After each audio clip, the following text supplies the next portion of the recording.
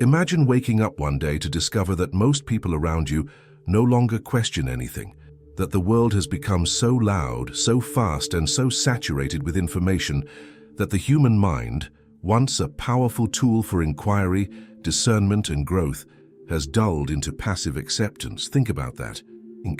What happens to a society where critical thinking vanishes, where the ability to reason, challenge, and reflect is replaced by instant reactions, surface-level opinions, and collective echo chambers? In this video, we are going to uncover the disturbing truth behind the disappearance of critical thinking and the dangerous rise of what some philosophers now call collective stupidity, a phenomenon where masses of people adopt shallow thinking, blindly accept narratives, and surrender their intellectual independence without even realizing it. And at the end of this journey, we will uncover the most powerful and urgent truth of all, one that could determine whether we reclaim our minds or lose them entirely to a system designed to keep us comfortably numb. But before we dive deep, take a moment to subscribe to the channel, leave your like and share your thoughts in the comments. The content you're about to experience may challenge your perceptions and even shake the very foundations of how you see the world. Share this with those who dare to think and who still believe that truth is something worth seeking. Let's begin with an uncomfortable truth. Thinking is hard, and in today's world, it's often discouraged. The modern environment doesn't reward contemplation. It rewards speed, emotional response, and conformity. And this isn't by accident. From algorithms that feed you only what you want to hear, to educational systems that prioritize memorization over exploration, society is actively conditioning us away from critical thought. The philosopher Noam Chomsky warned us about this decades ago. In his analysis of media and propaganda, he explained how power structures rely on what he called the manufacturing of consent. In other words, when people are trained to consume without questioning, to agree without understanding, they become easy to manage and even easier to deceive. Critical thinking, once considered a fundamental human skill, is now seen as inconvenient. It gets in the way of outrage culture. It slows down online debates. It challenges ideologies. It dares to ask, but is this really true? And in a world obsessed with being right, simply asking that question is seen as dangerous. But how did we get here? The problem runs deep. One of the key drivers is the information overload we all experience daily. According to neuroscientist Daniel Levitin, the average person today processes 5 times more information per day than they did just a few decades ago. We are bombarded with notifications, messages, breaking news, opinions, ads, and updates every waking moment. Our minds were not built for this kind of input. When the brain is overwhelmed, it shortcuts. It starts to rely on mental habits, cognitive biases, and groupthink to navigate complexity. Rather than evaluate ideas critically, it looks for cues from others, especially from peers, influencers, or perceived authorities. This is called social proof, and while it's a natural survival mechanism, it can be easily manipulated. Think of how often you've seen an online post with thousands of likes and comments, and assumed it must be true or important. That's not reason speaking, that's a psychological shortcut, and it's one of the reasons collective stupidity spreads so easily. Not because people are unintelligent, but because they're being conditioned to follow signals instead of reason. Another disturbing trend is the decline of reading, especially deep reading. Neuroscientist Marianne Wolf describes how our brains are being rewired by digital media. We now skim more, jump between tabs, and struggle to maintain focus on longer texts. But here's the catch. Critical thinking requires sustained attention. You cannot analyze, reflect, or truly understand if your attention span is constantly fractured. Ask yourself, when was the last time you read an entire article without checking your phone? When was the last time you paused after hearing something provocative to think rather than react? These small habits, once common, are vanishing. The late Carl Sagan, one of the great minds of the 20th century, once warned, "We live in a society exquisitely dependent on science and technology, in which hardly anyone knows anything about science and technology." His concern was not just ignorance, but the erosion of the ability to think critically about the systems we depend on. In a world full of opinions, hot takes, and ideological warfare, the greatest rebellion is the quiet act of thinking clearly. But the problem isn't just technological or educational, it's also emotional. Critical thinking is uncomfortable. It forces us to admit that we don't know everything. It challenges our egos. It can lead us into cognitive dissonance, where our cherished beliefs clash with new evidence.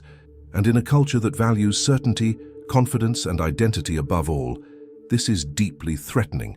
So instead of thinking, we defend. We retreat into our tribes. We repeat mantras. We cancel. We avoid. We memorize slogans instead of engaging in dialectic, the kind of honest Socratic dialogue that has powered philosophical evolution for millennia. What we are witnessing now is not just a decline in thinking, it's a social shift toward mental laziness. And yet, the consequences are devastating, because when people stop thinking, they stop questioning. And when people stop questioning, they become vulnerable to manipulation, to propaganda, to fear. And the question we must all ask is this: who benefits when a population no longer thinks for itself? Stay with me, because what comes next will uncover just how deeply these forces are woven into our daily lives, and why reclaiming our capacity to think is not just a personal task, but a moral responsibility. To understand the roots of this collective decline, we must look beyond the surface and trace how certain systems have evolved, not to nurture critical thought, but to suppress it. Let's begin with the education system. John Taylor Gatto, an award-winning teacher and outspoken critic of traditional schooling, argued that modern education does not exist to create independent thinkers. In his words, the truth is that schools don't really teach anything except how to obey orders. Gatto claimed that compulsory schooling was designed during the industrial age not to enlighten students, but to prepare them for factory life, predictable, obedient, and non-disruptive. Think about that. Instead of teaching how to think, we are taught what to think. From early ages, children are evaluated not on the originality or depth of their thoughts, but on their ability to memorize and regurgitate. Conformity is rewarded. Curiosity is often treated as a distraction, and over time the message becomes clear. Follow the rules, color inside the lines, and don't ask too many questions. This pattern doesn't end in school, it only intensifies in adult life. In the workplace, in media, even in our friendships, we learn that speaking out, questioning consensus, or holding unpopular views can cost us. The fear of social exclusion, of being labeled difficult or controversial, is often enough to silence even our most pressing doubts, and so we stay quiet. But silence over time becomes complicity. The psychologist Erich Fromm observed this in his book, Escape from Freedom, where he explained how many people secretly want to surrender their freedom of thought, because true freedom comes with responsibility. And responsibility can be terrifying. Thinking for yourself means you can no longer blame others for your ignorance. You can no longer take comfort in the crowd.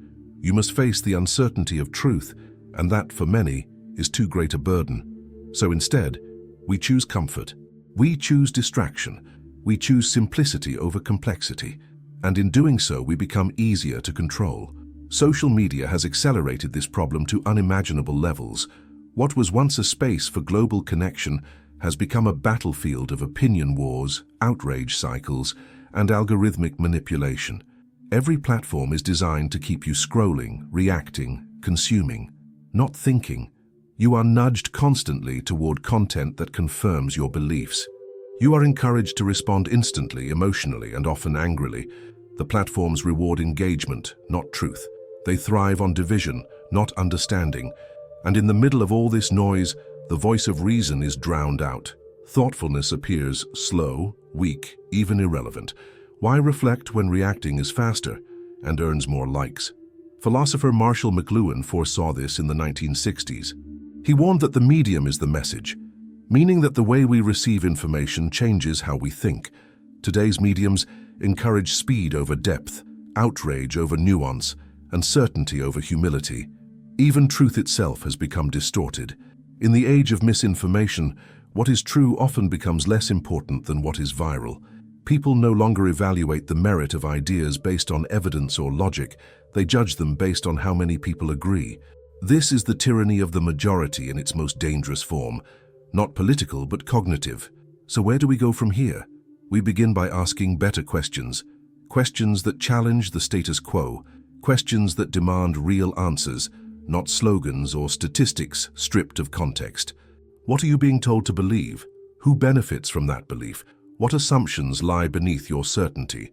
How often do you seek out opposing views, not to attack them but to understand them? These are not easy questions, but they are necessary, because the antidote to collective stupidity is not just intelligence, it is courage. Courage to be wrong, courage to learn, courage to admit that you don't know, and to start the journey of knowing anyway. Socrates, one of the earliest champions of critical thinking, famously claimed, "The only true wisdom is in knowing you know nothing." This was not self-deprecation. It was an invitation to stay curious, to keep asking, and to remain intellectually humble in the face of a vast, mysterious world. And yet today, humility is rare, certainty is worshipped, arrogance is mistaken for wisdom. Everyone has an opinion, but few have understanding. Everyone wants to speak, but few want to listen. The irony is that true thinkers are often quiet, observant, reserved. They know that wisdom grows not from noise, but from silence, from contemplation, from deep engagement with complexity. And this is precisely why critical thinkers are often outnumbered and ignored. In a culture that rewards speed and spectacle, the slow process of thinking stands little chance. But it must not be abandoned, because once you give up your ability to think for yourself, you are no longer free. You are a puppet, your strings pulled by forces you do not see. And let us be clear, those forces are not abstract. They are economic, political, and cultural. They are the companies that profit from your addiction to mindless content, the politicians who rely on your emotional reactions, the institutions that depend on your unquestioning obedience. But when you reclaim your mind, everything changes. You become harder to manipulate. You begin to see through the illusion. You stop being a passive consumer of ideas and become an active seeker of truth. And in that act, however small, you light a fire that has burned through history in philosophers, scientists, revolutionaries, and truth-tellers who refuse to stop thinking. So the question now is this: will you do the same? Stay with me, because in the next segment, we will dig deeper into the psychology behind collective thinking. You'll discover why even the most intelligent people fall into these traps, and how the brain can be tricked into believing what it wants to be true instead of what is true. We're not done. In fact, the most important revelation is yet to come. To truly understand the rise of collective stupidity, we need to explore the battlefield within, the mind itself. Despite our faith in logic, the truth is that the human brain is far more emotional than it is rational. We like to believe we make decisions based on facts, but the reality is far more complicated. In his groundbreaking work, Thinking Fast and Slow, Nobel Prize-winning psychologist Daniel Kahneman showed that our brains operate using two systems, one fast and instinctive, the other slow and deliberate. The fast system is quick, automatic, emotional. It jumps to conclusions, makes snap judgments, and conserves energy. The slow system is thoughtful, analytical, cautious, but it requires effort. And here lies the issue. In our high-speed, always-on world, most people are stuck in fast mode. There is simply no time or will to slow down and think deeply, so we rely on heuristics, stereotypes, and mental shortcuts that feel right but are often wrong. This is fertile ground for mass manipulation. Politicians, marketers, media outlets, they all understand how to exploit our mental shortcuts.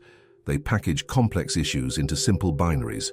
They use emotionally charged language to bypass reason. They prime us with repeated narratives until we accept them as truth, not because we verified them, but because they feel familiar. And the danger is, once we accept something as true, our brains begin to defend that belief, regardless of evidence.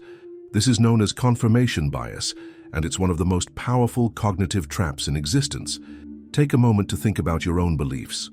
How often do you seek out evidence that contradicts them?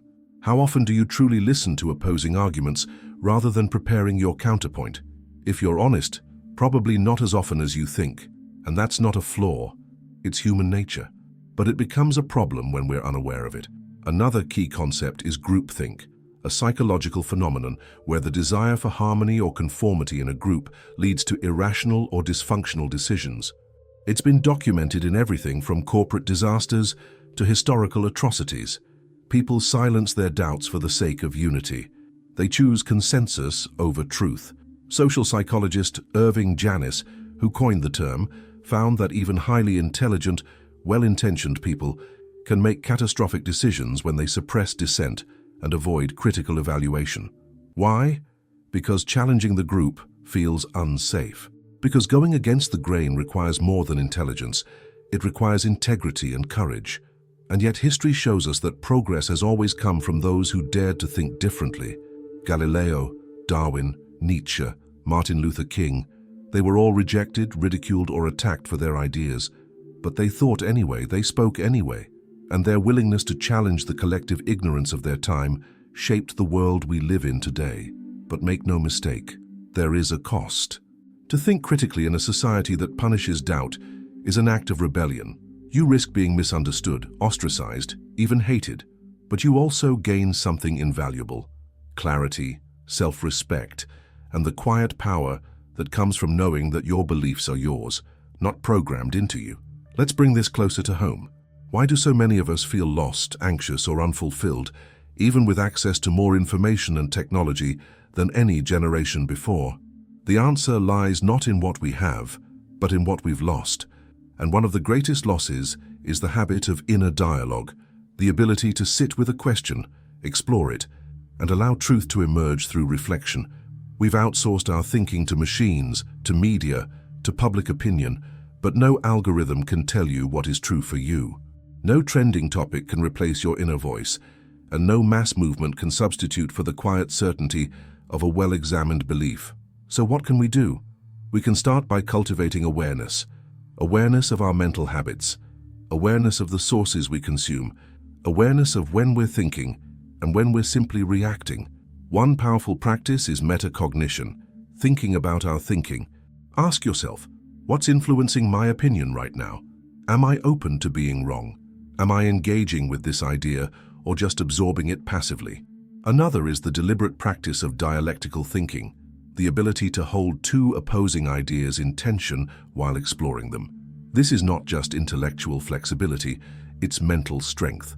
It allows you to go beyond binaries, beyond us versus them, and into the realm where real understanding is born. The philosopher Jiddu Krishnamurti said, "To understand the immeasurable, the mind must be extraordinarily quiet, still. That stillness, so rare in our age, is where the seeds of wisdom grow." But let us also speak plainly. Critical thinking is not something you acquire overnight. It is a discipline. It requires reading, not just headlines, but books, full arguments, and nuanced thought. It requires listening, not just to those you agree with, but especially to those you don't. It requires humility, the kind that accepts uncertainty as part of the path, and above all, it requires the rejection of intellectual laziness. If something sounds too good to be true, it probably is. If everyone around you believes something without question, that's your cue to pause.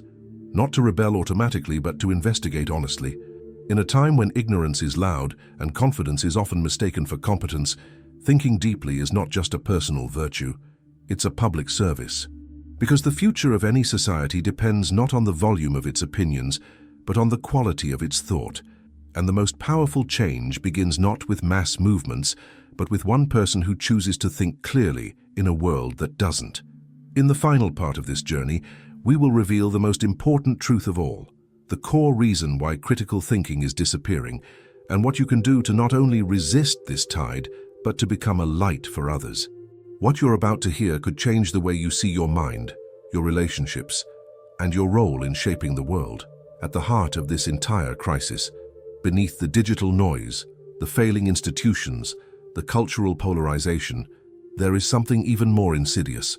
The real reason critical thinking is disappearing is not because people are incapable of it, but because they are afraid of what it might reveal.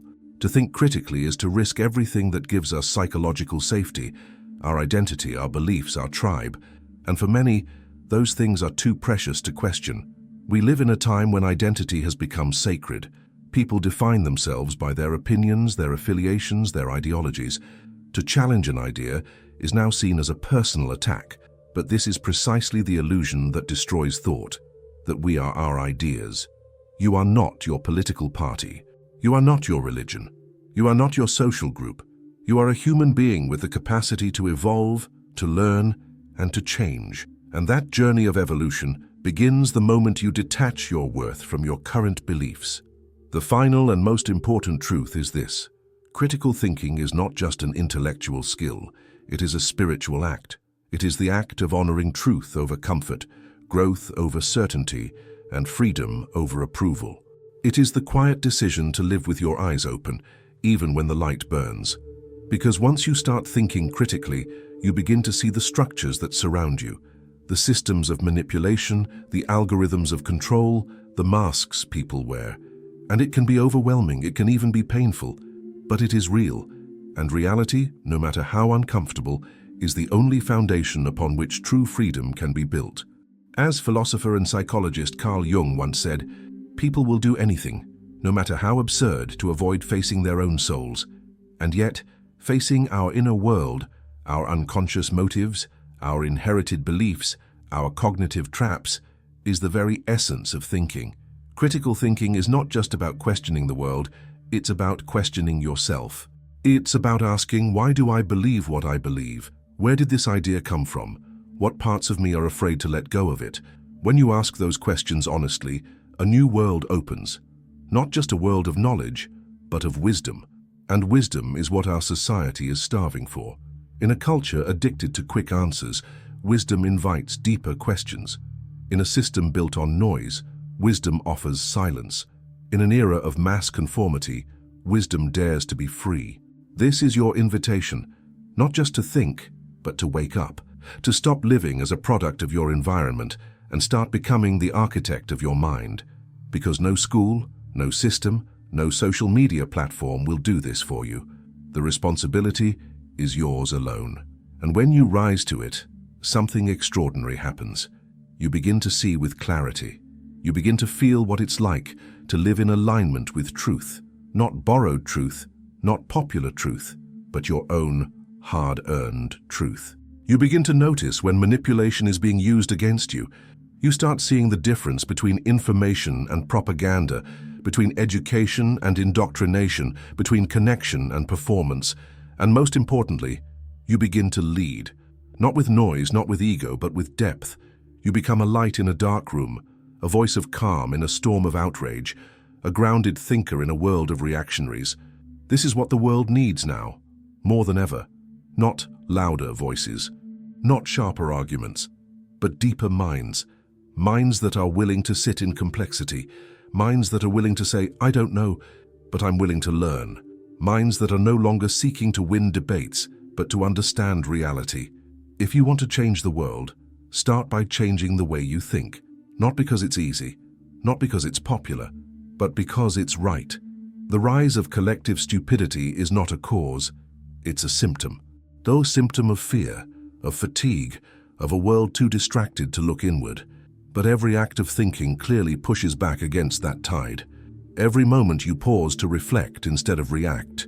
Every time you ask a question instead of assuming the answer. Every time you choose clarity over comfort, you reclaim your power. So as we end this journey, remember, the most revolutionary thing you can do in this moment is not to shout, not to conform, not to repeat, but to think. Let the others sleepwalk through slogans and screens. Let them trade their freedom for validation. But not you. You are awake now. And once you awaken, you can never go back. If this message resonated with you, share it. Not because it's trendy, but because it's necessary. Leave a comment with your reflections, your doubts, your insights, because critical thinking doesn't grow in silence. It grows in dialogue. And if you're still with me, know this: you are not alone. There is a quiet revolution happening, a movement not of noise but of minds, not of outrage but of awareness, and it begins every time one person chooses to ask the harder question. Let that person be you. Stay curious, stay awake, and above all, keep thinking. Thanks for looking.